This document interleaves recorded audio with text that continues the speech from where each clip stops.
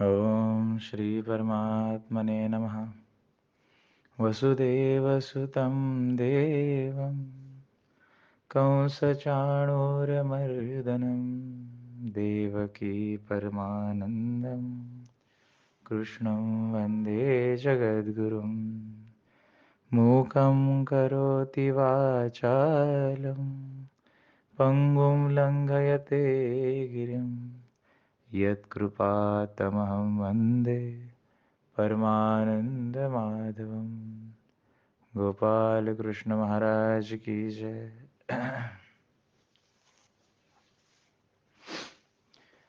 एकदा नारद मुनी विष्णूकडे गेले. त्यावेळेला विष्णूला नारदांनी एक प्रश्न विचारला. ही गोष्ट तुम्हाला सगळ्यांना माहिती असेल. अगदी एक प्रश्न विचारला, त्याचं उत्तर भगवंतांनी जे दिलं त्याच्यावरून आजच्या विषयाची सुरुवात आहे. नारदांनी विष्णूला विचारलं की जर मला तुला भेटायचं असेल तर तू कुठे असतोस? नक्की तुला कुठे येऊन भेटायचं? कारण तुझा काही ठाव ठिकाणा नाही. तू कुठे आज इथे असशील, नंतर तिथे असशील, तर कसं भेटायचं तुला? त्यावेळेला विष्णूने उत्तर दिलं, मदभक्ता यत्र गायंती तत्र तिष्ठामि नारद. म्हणजे माझे भक्त जिथे गायन करत असतात माझं, त्या ठिकाणी मी सदैव वसत असतो. हे स्वतः भगवंतांनी दिलेलं उत्तर आहे. आणि आपण आज जो भाग बघणार आहोत तो नवविधा भक्तींमधला भक्तीचा जो दुसरा प्रकार आहे, कीर्तन भक्ती, याबद्दल बघणार आहोत.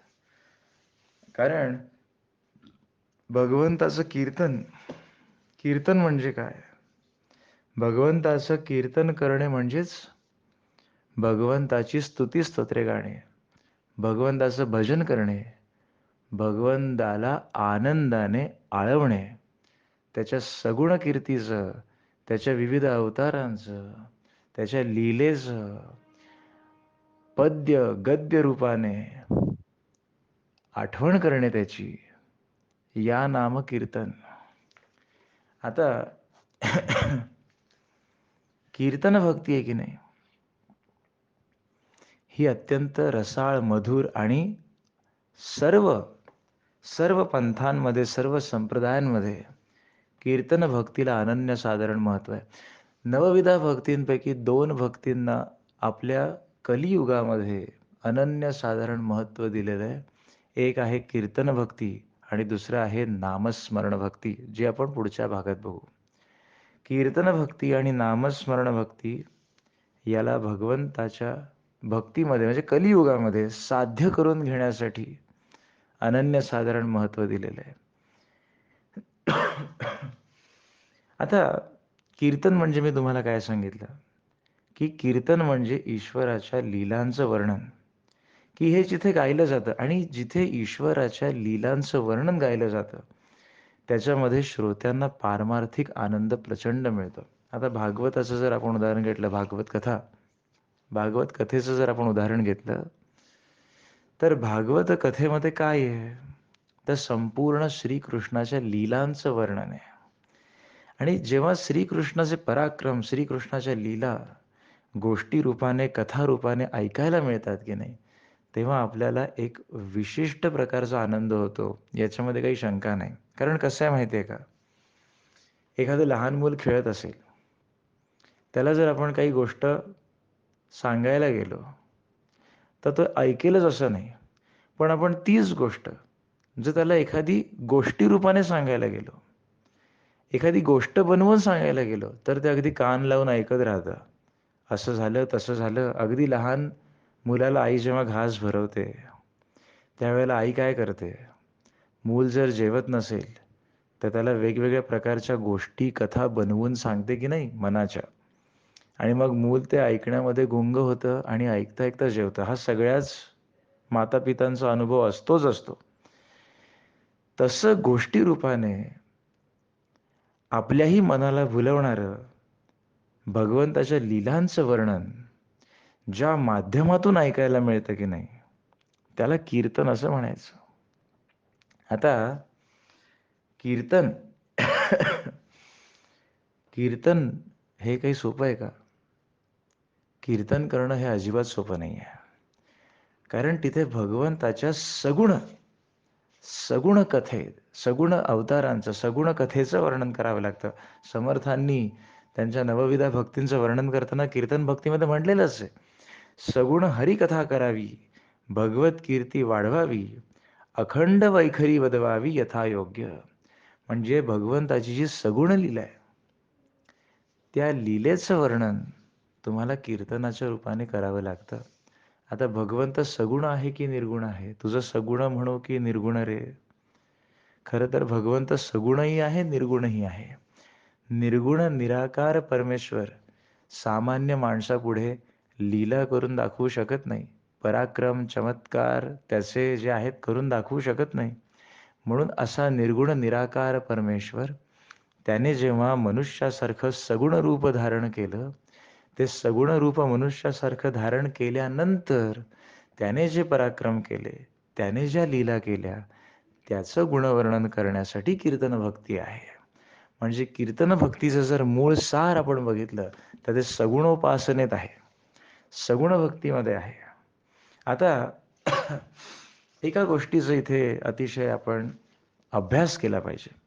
म्हणजे ज्यांनी कीर्तन ऐकलेलं आहे, त्यांनी सुद्धा हे ऑब्झर्व्ह करा आणि जे कीर्तन करतात, त्यांनी सुद्धा या गोष्टीचा अभ्यास केला पाहिजे आणि स्वतःला प्रश्न हे विचारले पाहिजे, की जेव्हा कोणी कीर्तनकार असतात, त्यांना 10 गोष्टींचं ज्ञान असणं अत्यंत आवश्यक आहे. कारण कीर्तन करणे हे काही येरागबाळ्याचं काम नाहीये, लक्षात घ्या. कीर्तनात दशकलांचा संगम असावा लागतो आणि त्या दशकला ज्यांनी आत्मसात केल्या, त्याला खऱ्या अर्थाने कीर्तन भक्ती साधता येऊ शकते. त्यात एक 11वी गोष्ट पण आहे, ती मी तुम्हाला शेवटी सांगेन. आधी 10 गोष्टी कोणत्या आहे, हे अगदी 10 मिनिटात मी तुम्हाला सांगतो. अगदी थोड्या वेळात सांगतो. कारण हे तुम्हाला सगळं माहिती पाहिजे. हे माहिती पाहिजे, की कीर्तन भक्तीमध्ये कीर्तन करायला आवश्यक अशा काय गोष्टी आहेत. भगवंत भगवंताची लीला जर आपल्याला वर्णन करायची आहे, तर नुसतंच 2 मिनिटं 4 शब्द बोलल्यासारखं, भाषण केल्यासारखं कीर्तन होत नसतं. तुम्ही कीर्तनकारांना जर बघितलं असेल, तर एका बाजूला तबला वाजवणारे असतात, एका बाजूला पेटी वाजवणारे असतात. मध्ये टाळ घेऊन कीर्तनकार उभा राहतो आणि त्या कीर्तनकाराला साथ देण्यासाठी मागे कोरस म्हणून काही लोकांची योजना केलेली असते. कीर्तनाचा साधारणतः असा प्रसंग आपल्याला दिसतो. मग जेव्हा कीर्तनकार कीर्तनाला उभा राहतो, तेव्हा विठ्ठल, विठ्ठल, विठ्ठल, विठ्ठल नामाचा गजर चालू करताना आपोआप त्याचे पाय थिरकायला लागतात कीर्तनकाराचे. नामाचा गजर चालू होतो. कीर्तनकार कीर्तन करताना मध्येच जेव्हा एखादा अभंग घेतो, मध्येच जेव्हा एखादं कोणतं भक्तिरसाने ओथंबलेलं गाणं म्हणतो, त्यावेळेला काय-काय गुण त्याचे आपण ऑब्झर्व्ह केले पाहिजेत आणि कीर्तनकारांनी कोणकोणत्या कला आत्मसात कराव्या लागतात, याचं थोडक्यात मी तुम्हाला विवेचन सांगतो. जसं मी तुम्हाला म्हटलं, की कीर्तन सगळं काही गद्यात करू शकत नाही. कीर्तन सुरू झालं, की थोड्या वेळानंतर टाळ वाजतेच कीर्तनकाराची आणि कीर्तनकाराच्या मुखातून रसाळ सुरेल असं एखादं त्याने स्वरचित काव्यसुद्धा बाहेर पडतं. म्हणून कीर्तनकाराला पहिला जो गुण आहे, ते म्हणजे पहिले जे कला आहे, ते म्हणजे काव्य. काव्यस्फूर्ती ही कीर्तनकाराकडे असलीच पाहिजे. त्याच्याने कीर्तनामध्ये एक वेगळाच रंग भरतो. दुसरं मी आपल्याला म्हटलं, की कीर्तनकाराच्या बाजूला तबला असतो, पेटी असते. म्हणून जो कीर्तन करतो आहे, त्या कीर्तनकाराला वाद्यवादनाची सुद्धा कला आत्मसात असावी लागते, की आपण जे म्हणतोय आणि पेटीचा जो स्वर वाजतोय, तो जुळतोय ना? पेटीचं ज्ञान असणं, तबल्याचं ज्ञान असणं, काय ठेका लागेल, आपल्या पट्टीला साजेसा ठेका लागतोय ना, याचं ज्ञान कीर्तनकाराला ढोबळमानाने असणं आवश्यक आहे. अगदी काही विशारदच असलं पाहिजे असं नाही. पण ढोबळमानाने ते ज्ञान असणं आवश्यक आहे. मग मी तुम्हाला म्हटलं एक्झाम्पल देताना, की विठ्ठल, विठ्ठल, विठ्ठल किंवा पांडुरंग, पांडुरंग जेव्हा कीर्तनामध्ये नामाचा गजर चालू होतो, तेव्हा आपोआप कीर्तनकाराचे पाय तिथे थिरकायला लागतात.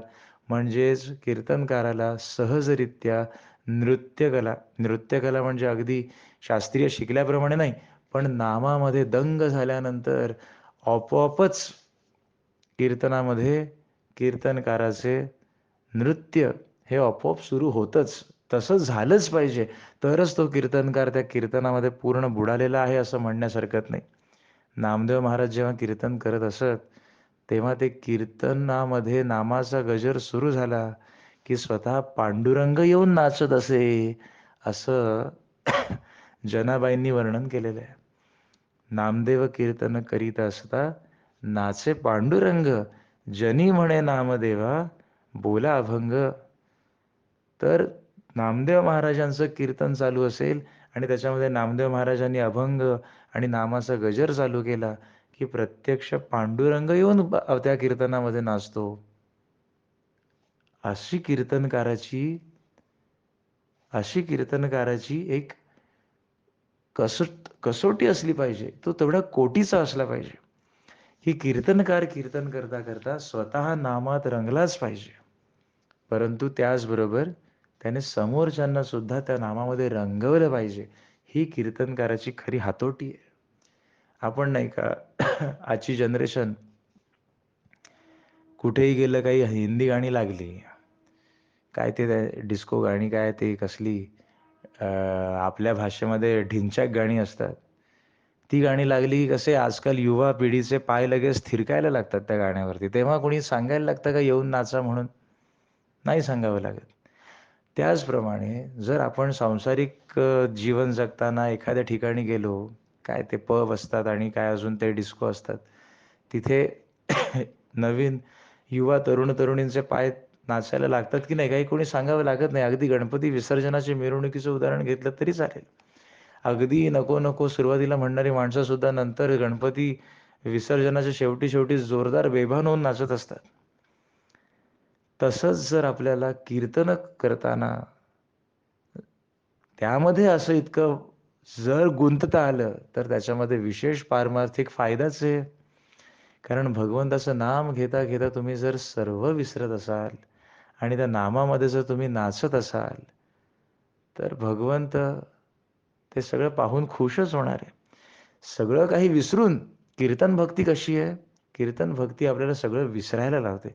कारण त्याच्यामध्ये भगवंताच्या सगुण लीलेचं वर्णन आहे. सगुण लीलेचं वर्णन असल्यामुळे त्याच्यामध्ये नामाचा गजर चालू झाला, की ते सगुण रूप आठवून भगवंताच्या नामामध्ये रंगून जाण्यासाठी कोणती भक्ती आपल्याला मदत करते, तर ती कीर्तन भक्ती आहे. पुढे कीर्तन करता करता जसं कीर्तनकार भगवंताच्या लीलेचं वर्णन करत असेल, त्यावेळेला नाट्यरसाची म्हणजे नवरसाची सुद्धा पूर्ण कल्पना त्या कीर्तनकाराला असली पाहिजे. म्हणजे अक्रूराची अनन्य भक्ती असेल किंवा कंसाची क्रूरता वर्णन करताना कीर्तनकाराचा आवाज कसा असला पाहिजे, उद्धवाची आर्तता दाखवताना कीर्तनकाराचा आवाज कसा झाला पाहिजे, या सगळ्या माफ करा, या सगळ्या गोष्टी कीर्तनकारांनी आत्मसात कराव्या लागतात. पुढे कीर्तनकाराला गायनाचं ज्ञान पाहिजे. कारण एखादा कीर्तनकार मी तुम्हाला म्हटलं गद्यामध्ये बोलूच शकत नाही. मग जेव्हा तो एखादा पद्य चालू करतो, तेव्हा पट्टीच चुकली आहे, तालच चुकला आहे, असं होता कामा नये. कारण त्याच्यामुळे कीर्तनाचा पूर्ण बेरंग होऊ शकतो. म्हणून कीर्तनकाराला गायनाचीही कला ढोबळ आत्मसात असली पाहिजे. 6वी कला कोणती आहे कीर्तनकाराची? ते म्हणजे तालज्ञान. म्हणजे जिथे गायन आलं तिथे तालज्ञान आलंच. पेटी कशी वाजते, ताल कसा वाजतोय, मृदंग बरोबर वाजतोय की नाही, टाळ एकाच बरोबर तालात वाजतायत की नाही, हे सगळं ज्ञान कीर्तनकाराला कीर्तन करताना असावं लागतं. 7वी कला जी आहे की नाही कीर्तनकाराची, ती अत्यंत महत्त्वाची आहे. ते म्हणजे चोख पाठांतर. कीर्तनकार हा कसा असला पाहिजे? कीर्तनकार हा बहुश्रुत असला पाहिजे. बहुश्रुत म्हणजे अनेक गोष्टी जेव्हा तो ऐकेल, म्हणून पहिली भक्ती श्रवण भक्ती. कीर्तन भक्ती, श्रवण भक्तीनंतर काय आहे? जेव्हा तुम्ही प्रचंड श्रवण कराल, तेव्हा तुम्ही बोलायला समर्थ होऊ शकाल. बरोबर आहे की नाही? मग आधी केले श्रवण, मग अभ्यासोनी प्रकटावे. आधी अभ्यास आणि मग ते श्रवण करून, करून, ऐकून, ऐकून, चोख पाठांतर करून मग कीर्तनाला उभं राहायचं. समर्थ म्हणतातच, कीर्तन भक्तीमध्ये वर्णन करताना दुसऱ्या समासात, "बहुत करावे पाठांतर, कंठी धरावे ग्रंथांतर, भगवत कथा निरंतर करीत जावी." पाठांतर कसं असलं पाहिजे कीर्तनकाराचं? एकदम चोख पाठांतर असलं पाहिजे. कधी कोणती ओवी लागेल, कधी कोणता अभंग लागेल, कधी कोणतं एक्झाम्पल द्यावं लागेल, याचा काही नेम नाही. त्यावेळेला त्या कीर्तनकाराचं पाठांतर अत्यंत चोख असलं पाहिजे. बरं, नुसतं पाठांतर उपयोगाचं आहे का? म्हणजे दशग्रंथी ब्राह्मण, म्हणजे 10 ते सगळं ग्रंथ पचवलेले आहेत. सगळे वेद मुखोद्गत आहेत. परंतु पुढची कला जर नसेल, पुढची कला कोणती? ते म्हणजे अमोघ वक्तृत्व. कीर्तनकाराकडे वक्तृत्व शैली पाहिजे. वक्तृत्व शैली म्हणजे फक्त कसं होतं माहिती आहे, माझं पूर्वी असं व्हायचं. शाळेमध्ये असताना घरचे सांगायचे, "चल वक्तृत्व स्पर्धेमध्ये भाग घे, तू कशातच भाग घेत नाही." शाळेमध्ये मी कशात भाग घ्यायचो नाही. कशातही भाग घेतला नाही मी शाळेमध्ये असताना. तर घरचे म्हणायचे, "वक्तृत्व स्पर्धेत तरी भाग घे." मला अजूनही आठवतंय. मला स्वातंत्र्य सैनिकांमध्ये वासुदेव बळवंत फडके यांच्यावर बोलायला सांगितलं होतं. आता पाठांतर तर चोख करून गेलो मी एकदम, परंतु तिकडे उभं राहिल्यानंतर मला काही बोलताच येईना. त्याच्यामुळे नुसतं पाठांतर उपयोगाचं आहे का? ऐनवेळी ते बोलताच आलं नाही तर काय उपयोगाचं आहे? त्याचप्रमाणे कीर्तनकाराने सुद्धा फक्त चोख पाठांतर असणं उपयोगाचं नाही आहे. त्या चोख पाठांतराला योग्य न्याय देणारं वक्तृत्व करणं हीच कीर्तनकाराने तितकंच आवश्यक असतं. असं वक्तृत्व कीर्तनकाराचं असलं पाहिजे, की श्रोते मंडळी मंत्रमुग्ध होऊन गेली पाहिजेत. असं वक्तृत्व, इतकं भाषेवरती प्रभुत्व त्या कीर्तनकाराचं असलं पाहिजे. 9वी आणि 10वी कला जी आहे, 9वी आणि 10वी कला जी आहे, ते म्हणजे अनेक भाषांचं ज्ञान कीर्तनकाराला जर असेल, त्याचप्रमाणे विनय आणि योग्य शिष्टाचार हे कीर्तनकाराकडे असलं पाहिजे. अनेक भाषांचं ज्ञान कशासाठी बरं? कारण कीर्तनकाराला कुठे-कुठे बोलावणं येतं. कोणकोणत्या राज्यांमध्ये, विविध राज्यांमध्ये बोलावणं येतं. त्यावेळेला जर कीर्तनकाराला तेथील भाषेचं ज्ञान असेल, तर अशा लोकांशी अजून कनेक्ट होता येतं, आत्मीयता जोडता येते. आता साधी गोष्ट आहे की नाही बघा, तुम्ही पॉलिटिशियनचं पण एक्झाम्पल घेऊ शकता. अगदी रिअलिस्टिक एक्झाम्पल आहे. जेव्हा कोणी दौरे करतात, कर्नाटकामध्ये दौरा असेल, तर मग कन्नडी भाषेमध्ये काहीतरी ते थोडं तरी बोलणारच. का बरं? कारण लोकांशी कनेक्ट होता येतं लगेच. ही अगदी साधी कॉमन सेन्स आहे की नाही हा? महाराष्ट्रामध्ये कोणी बाहेरचे आले, की मराठीमध्ये एखाद 2 वाक्य तरी ते बोलणारच बोलणार. का बरं बोलणार? कारण मग लोकांशी कनेक्ट होता येतं. आपलेपणा वाढतो की नाही? आपल्याच भाषेतलं बोलणारं कोणीतरी असेल तर आपलेपणा वाढतो की नाही लगेच? आता जे लोकं फॉरेनमध्ये राहतात, आता हा कोणी ऑडिओ ऐकत असतील आणि जे फॉरेनमध्ये राहणारे असतील, तर तुमचा हा अनुभव आहे, की आपली भाषा बोलणारं मध्येच कोणीतरी रस्त्यात ऐकायला जरी आलं, तरी एकदम मनामध्ये आपलेपणा निर्माण होतो, की "अरे, आपला माणूस आहे हा." होतं की नाही असं? तर म्हणून विविध भाषांचं ज्ञान जर कीर्तनकाराला असेल, तर आपलेपणा दुसऱ्यांच्या मनामध्ये निर्माण करता येतो आणि एकदा का श्रोत्यांच्या मनामध्ये आपलेपणा निर्माण झाला, की समोरचं जे काही सांगतोय, ते श्रोतेजन आपलेपणाने ऐकतात आणि जेणेकरून देवाचं महत्त्व समजावून सांगायला अजून सोपं पडतं.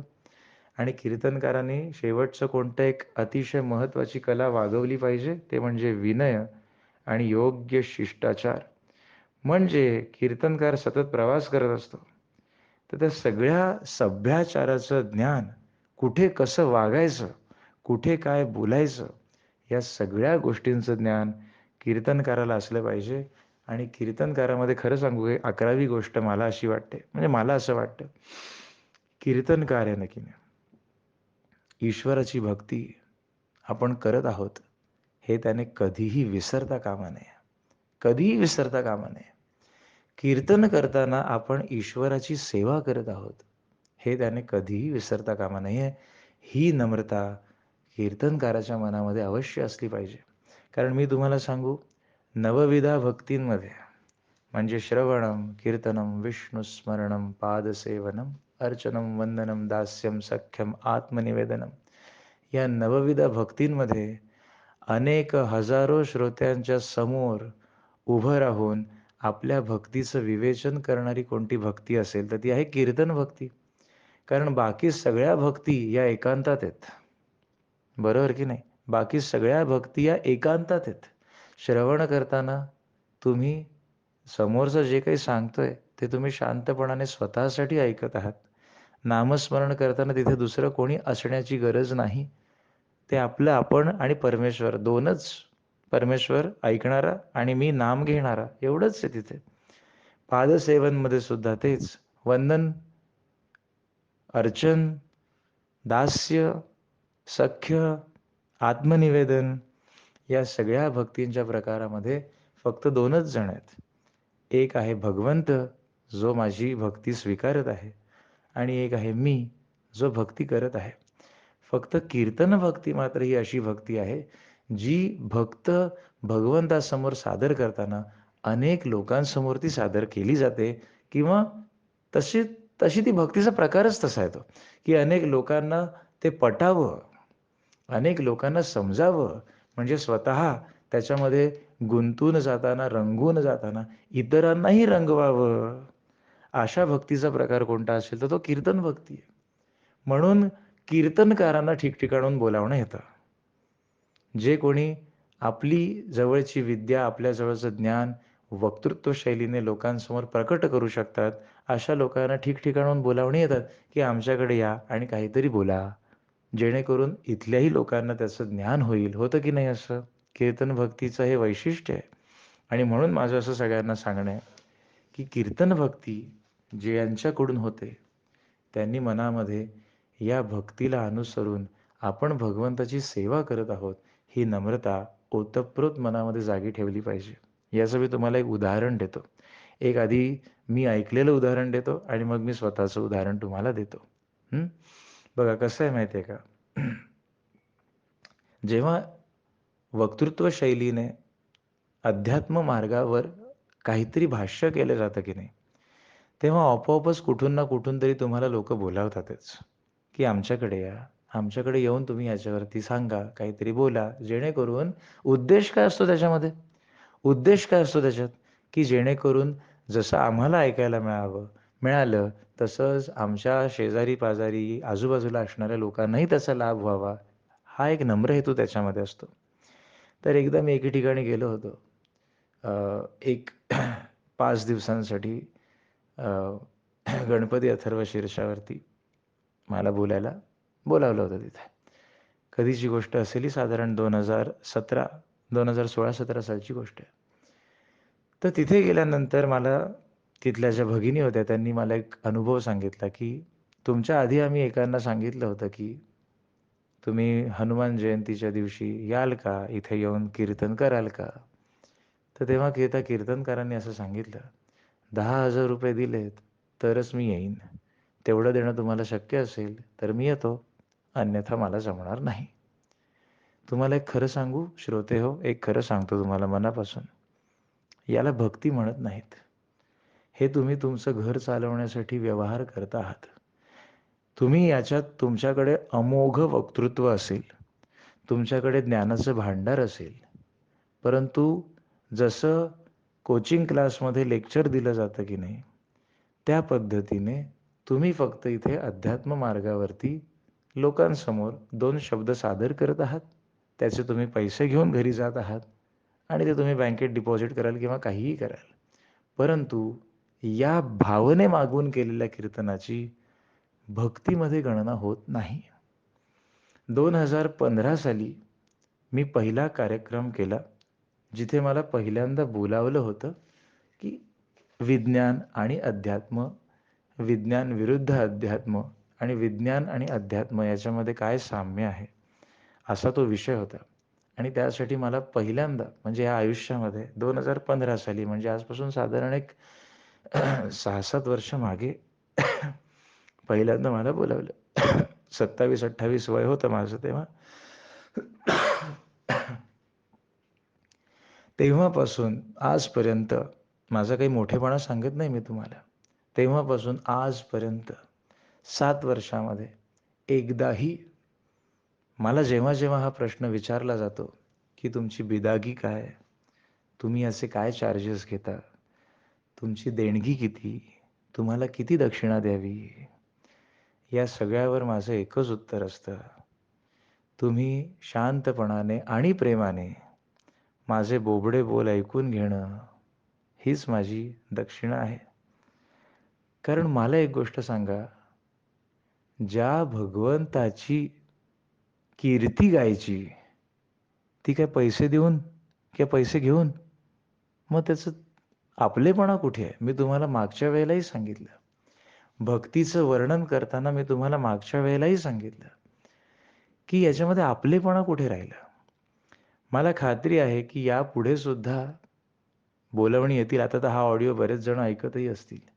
भविष्यामध्ये म्हणजे 2024 पासून माझा असा संकल्प आहे, की श्रीमद भगवद्गीता याचं प्रचार कार्य, प्रसार कार्य सुरू करायचं. जे 18 अध्याय आहेत, ते अगदी सामान्याहून सामान्य लोकांना सुद्धा श्रीकृष्णाचा उपदेश पारमार्थिक तसेच सांसारिकदृष्ट्या आपल्या सगळ्यांना दैनंदिन जीवनामध्ये आचरणात आणता येऊ शकतो, हे पटवून देण्याचा, त्या 18 अध्यायांना समजावून सांगण्याचा माझा मानस आहे. आणि या उद्देशाने मी साधारणतः हे वर्ष फार तर मी थांबेन, परंतु या एका गोष्टीसाठी, या एका ध्येयासाठी, भगवद्गीता प्रसार याच्यासाठी मला देह झिजवायला आवडेल. मला बोलायला आवडेल. पण तेव्हासुद्धा जेव्हा कधीही कोणी कुठेही बोलवलं आणि मला वेळ जेव्हा-जेव्हा होईल, तेव्हा-तेव्हा मी जेव्हा जाईन, माझं उत्तर एकच असेल, की तुम्ही माझं बोलणं ऐकून घेणं, ही दक्षिणा आहे. हां, प्रेमाने जे काही देतात, आता लोकं देतात. म्हणजे असं होतच नाही, की मी गेलोय आणि कोणी दक्षिणा धनाच्या स्वरूपात दिलेली नाहीये. असं असं होतच नाही, की कोणी काही दिलंच नाही. देतात लोकं, प्रेमाने देतात. ते जे प्रेमाने देतील की नाही, ते आपलं असतं. कारण ते भगवंताचं देणं असतं. अगदी मला ₹21 पण दिलेले आहेत आणि जास्तीत जास्त म्हणजे हायेस्ट ₹501 सुद्धा दिलेले आहेत. पण मला त्याच्याकडे माझं लक्ष न जाणं, ही भक्ती आहे. उद्या जर मी म्हटलं, की नाही मला 5,001 दिल्याशिवाय मी काही येऊन गीतेवरती भाष्य करणार नाही, भगवद्गीतेवरती मी बोलणार नाही. ₹50,000 दिले तरच 18 दिवस भगवद्गीतेवरती मी बोलेन, ₹1,00,000 दिले तरच बोलेन. तर कदाचित मला ते 18 दिवस बोलण्याचे माझ्या अनुभवानुसार, माझ्या वक्तृत्वानुसार मला मिळतीलही. पण तुम्हाला एक सांगू, भगवंताचं प्रेम नाही मिळणार मला. मला ते भगवंताचं समाधान नाही मिळणार. तुम्हाला गॅरंटी देतो मी. भगवंताच्या लीलेचं वर्णन केल्यानंतर, त्याच्या अनुभवाचं वर्णन केल्यानंतर मनामध्ये जे समाधान जागतं की नाही, की वाह, वाह, वाह! 1 तास माझ्याकडून जे काही सांगणं झालं, सगळे खुश झाले. सगळे श्रोते आनंदरूप पावले. मला जे मिळवायचं होतं ते मिळालं. हे समाधान मी रोख सांगितलेल्या दक्षिणेपुढे विरून जाईल. समाधान मिळणार नाही मला ते. म्हणून कीर्तनकारांनी नेहमी सावध असलं पाहिजे. हां, तुम्हाला काही कमी पडतंय का? की तुम्हाला पैशांचीच चणचण आहे म्हणून तुम्ही कीर्तन करताय? मग त्याला भक्ती मानूच नका. घर चालवण्यासाठी तुम्ही ते करताय. मग तो एक साधा प्रपंच चालवण्यासाठी झालेली नोकरी आहे ती. भगवंत तुम्हाला त्याच्यातूनही फळ देईलच.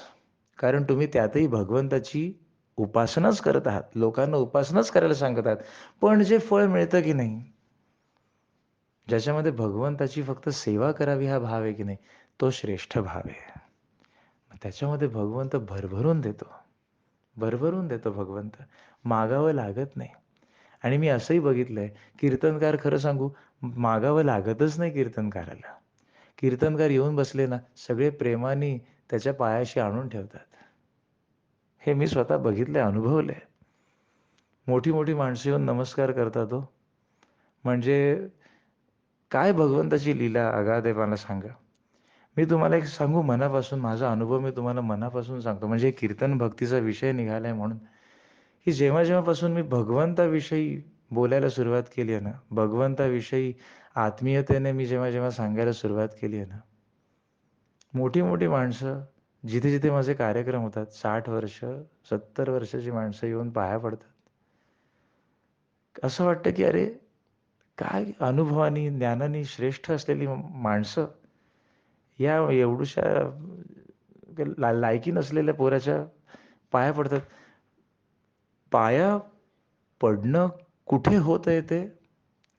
भगवंत या देहामध्ये, हा हर्षल सहस्त्रबुद्धे नावाचा जो देह आहे, या देहाच्या आतमध्ये जो भगवंत आहे की नाही, त्या भगवंताला ते प्रणाम आहे आणि तो प्रणाम तिथे मी स्वीकारत असतो.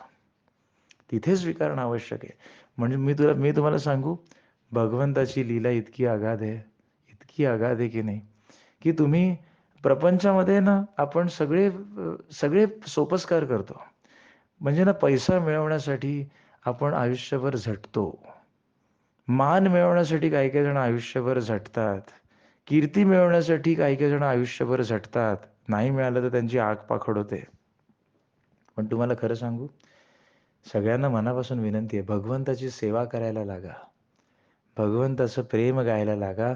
भगवंताचं कीर्तन करायला लागा. भजनामध्ये दंग होऊन जा. मान, कीर्ती, पैसा सगळं देतो तो. सगळं देतो. मी तुम्हाला माझ्याच अनुभवावरून सांगतो. मी तुम्हाला दुसरे कोणाचे अनुभव देतच नाही. भगवंताची उपासना करायला लागलो, की काय आणि मला सांगा मान कसला? सांसारिक मान नव्हेच. भगवंताच्या जवळ आपण जातो की नाही, ही सगळ्यात मोठी गोष्ट आहे. मान, कीर्ती या सगळ्यात तुच्छ गोष्टी आहेत खरं तर. पण लोकं संसारात या प्रत्येक गोष्टीसाठी इंडिव्हिज्युअल झटतात. भगवंतालाच आपलंसं करून घेतलं ना, सगळंच विनासायास मिळतं. खरंच सगळं विनासायास मिळतं. आणि कीर्तन भक्तीचा विषय निघाला म्हणून मी थोडंसं माझ्याबद्दल सांगितलं बरं. नाहीतर असं काही मी कधीही असं स्वतःबद्दल एवढंच कधीही सांगत नाही. पण कीर्तन भक्ती हा विषय निघाला म्हणून तुम्हाला सांगितलं आणि माझा पुढचा संकल्पही तुम्हाला सांगितलाय, की किती वर्ष संसार करायचा सांगा मला? सांसारिकदृष्ट्या किती वर्ष माणसाने झिजायचं? आता माझं वय 35-36 आहे. मला माझाही संसार आहे, बायको आहे, मुलगी आहे. संसार चालवण्यासाठी 2 वेळची भाकरी मिळवण्यासाठी कमवावं लागतं ना, नाही असं नाही, कमवावं लागतं. पण हेच करायचं आहे का आयुष्यभर? हा प्रश्न मी मला तरी स्वतःला विचारतो. आणि मला असं वाटतं सगळ्यांनी तो विचारावा स्वतःला, की हेच आयुष्यभर करायचं आहे का? उठा, चालू पडा, पैसे कमवा, या, झोपा, बँक बॅलन्स बघत राहा, ई-एम-आय बघत राहा, एक दिवशी मरून जा. सगळं इथेच राहिलं. बँक बॅलन्स बँकेतच राहते. शरीरावरचे कपडे ते सुद्धा आपल्याबरोबर येत नाहीत. आपली मानलेली माणसं स्मशानापर्यंत येतात, परत फिरतात. कोणी नाही आपल्या या जगामध्ये. आपण ज्यांच्यासाठी स्वतःसाठी झट झटतो की नाही, कोण नाही आहे आपलं. मी तुम्हाला प्रॅक्टिकल विचार सांगतोय हा. आज माझा सुद्धा संसार आहे. पत्नी आहे, आई-वडील आहेत, अपत्य आहे. पण तुम्हाला सांगू कोण नाही आपलं. माया सगळ्यांवरती लावा. प्रेम सगळ्यांवर करा. माझ्या सद्गुरू माऊली कलावती आई सांगतात, सगळं करा तुम्ही, सगळा संसार करा. संसाराचा आनंद परिपूर्ण घ्या. या सगळ्या गोष्टी माझ्यासाठी आहेत असं माना. पण आपण त्यांच्यासाठी आहोत का? हा पुन्हा-पुन्हा विचार करा. पुन्हा-पुन्हा विचार करा. आपण कशासाठी आहोत या जगामध्ये? या नाम कीर्तन. हे जेव्हा आपल्याला समजेल की नाही, कीर्तन भक्ती आपोआप आवडायला लागेल. कारण आधी सगुणोपासनेनेच सुरुवात करावी लागते. निर्गुण उपासना एकदम झेपणार नाही आणि सगुणोपासना करायची असेल तर नामस्मरण आणि कीर्तन. कीर्तन तर अक्षरशः श्रवणाला आनंद. कारण कीर्तन भक्तीमध्ये भगवंताच्या सगुण लीलेचं वर्णन आहे. कृष्णाची चरित्र किती जणांना आवडतात? सगळ्यांनाच आवडतात की. काय छान-छान पराक्रम केलेत श्रीकृष्ण. महाभारत, रामायण बघितलंच नाही असं कोणच नसेल आपल्यामध्ये. महाभारत ऐकायला, वाचायला, बघायला किती छान वाटतं की नाही? का? कारण भगवंताच्या सगुण लीलेचं वर्णन आहे ते. आवडतं की नाही म्हणून. म्हणून माझ्या माऊली म्हणतात ना, संसारी असावे असूनी नसावे, अंतरी असावे सुखरूप. मला सांगा, हे माझा जो ऑडिओ ऐकतायत, कळकळीने विचारतो, किती वर्ष संसार करणार आहात अजून? माझ्या या प्रश्नाचं उत्तर तुम्ही शोधा. माझं वय काही फार जास्त नाही आहे, पण मला हा प्रश्न पडतो, किती वर्ष करायचं अजून? आणि हेच करायचं आहे का? या भ्रमातच जगायचं आहे का? उठायचं, धाव, धाव, धाव, धाव, धावायचं. कशासाठी धावतोय माहिती नाही. कुठपर्यंत धावणार आहोत कल्पना नाही. काहीच नाही आहे. मग ह्या सगळ्यामध्ये भगवंताचं नाम घ्यायला आम्हाला वेळ आहे का? आम्हाला नाम घ्यायला वेळच नाही हो. का? कारण ते कशासाठी करायचं हेच आम्हाला कळलेलं नाही. भगवंताचं नाम घेऊन आम्हाला दैनंदिन जीवनामध्ये फायदा काय होणार आहे? 2 पैसे जास्त मिळणार आहेत का? तर आम्ही नाम घेऊ. लगेचच घेतील सगळे. ज्या ठिकाणी पगार मिळतो तिथे 8 तास नोकरी करता की नाही? मन लागो किंवा न लागो. सगळेजण 99% लोकं असंच म्हणतात, "बस झालं आता नोकरीचा कंटाळा आला." पण दुसऱ्या दिवशी उठून बॅग घेऊन जातोच ना. का जातो? कारण माहिती असतं महिना संपला की पगार मिळणार आहे. त्याच्याने घर चालणार आहे. मग इच्छा नसतानाही सकाळी 7ची गाडी पकडतो ना. मग तसंच सुरुवातीला निदान इच्छा नाहीये, तरी सुद्धा भगवंताचं नाम घेऊया ना आपण. इच्छा नाहीये तरी पण घेऊया ना. असं समजूया की तेही माझं कर्तव्यच आहे. जसं नोकरी केल्याने बँक बॅलन्स वाढते, तसं नामस्मरण कीर्तन केल्याने आपली परमार्थाची बँक बॅलन्सही वाढणारच आहे. पुण्याची बँक बॅलन्स वाढणारच आहे. याचा फायदा नंतर होईल. जसं बँक बॅलन्समध्ये इंटरेस्ट मिळतो, म्युच्युअल फंड्स, फिक्स्ड डिपॉझिट करता इंटरेस्ट मिळतो की नाही, तसे ह्या बँकेमध्ये सुद्धा नामस्मरणाने, कीर्तनाने, भजनाने, आनंदाने नाचूया आपण भगवंताच्या कीर्तनात. हे जे पुण्य जमा होईल की नाही, याच्यावर पण इंटरेस्ट मिळेलच की आपल्याला पुढील जन्मांमध्ये. आज आपल्याला असं वाटतं काही-काही जणांचं आयुष्य आपण बघतो, किती सुंदर चालतं त्यांचं आयुष्य. काही त्यांच्या आयुष्यामध्ये अडथळेच नाहीत. सगळं सुरळीत. का बरं त्यांचं सगळं सुरळीत आहे? कारण त्यांनी याच्या आधी अशी शेती केलेली आहे, अशी मशागत केलेली आहे चांगल्या कर्मांची, भगवंताच्या उपासनेची. त्याचं पीक त्यांना आत्ता मिळालं. आपल्यालाही वाटतं की नाही, आपलंही सगळं छान, सुंदर, सुरळीत व्हावं. मग घेऊया की नाम, भगवंताची कीर्ती, गुणगान गाऊया त्याचं.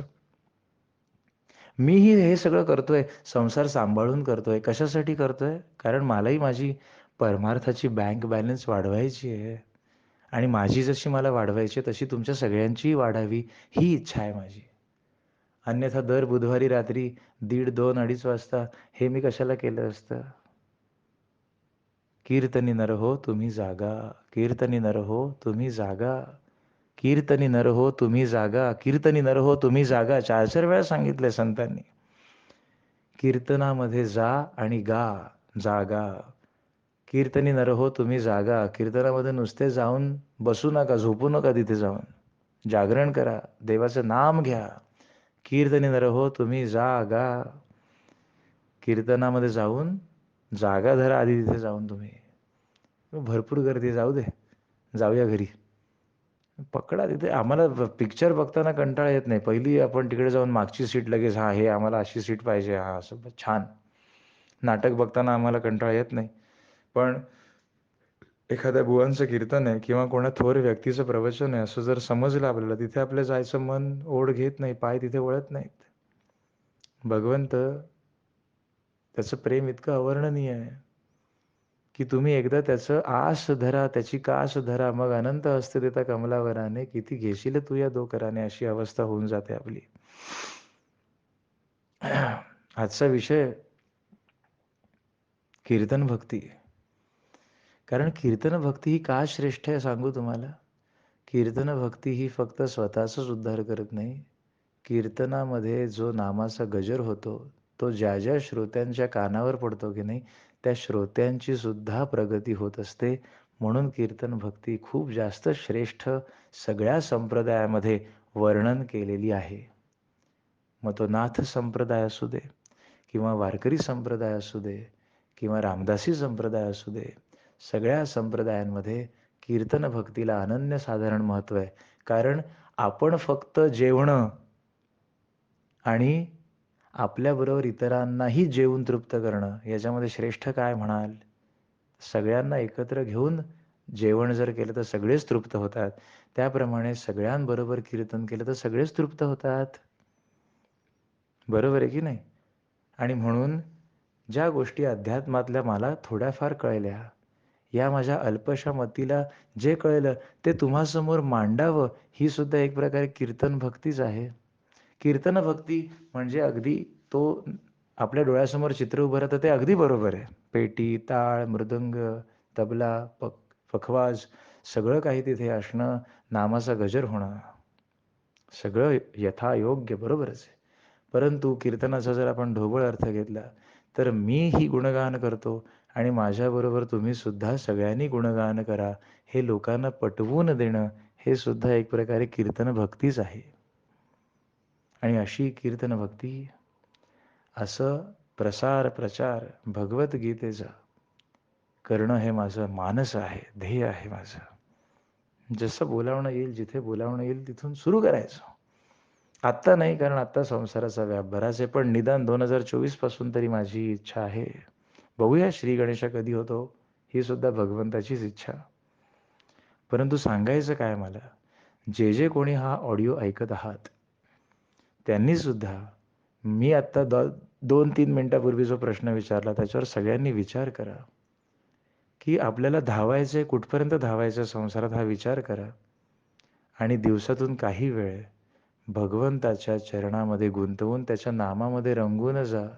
रंगात नाचलात, भजन, कीर्तन त्याच्यामध्ये बेभान होऊन भगवंत श्रीराम, जय राम, जय जय राम म्हणा किंवा राधे गोविंद, राधे गोविंद म्हणा, काहीही म्हणा. पण त्याच्यामध्ये एकरूप होऊन जो नामाचा गजर होतो की नाही, सगळे एकत्र आले की त्या कीर्तनामध्ये जेव्हा बेभान होतो की नाही, मदभक्ता यत्र गायंती तत्र तिष्ठामि नारद.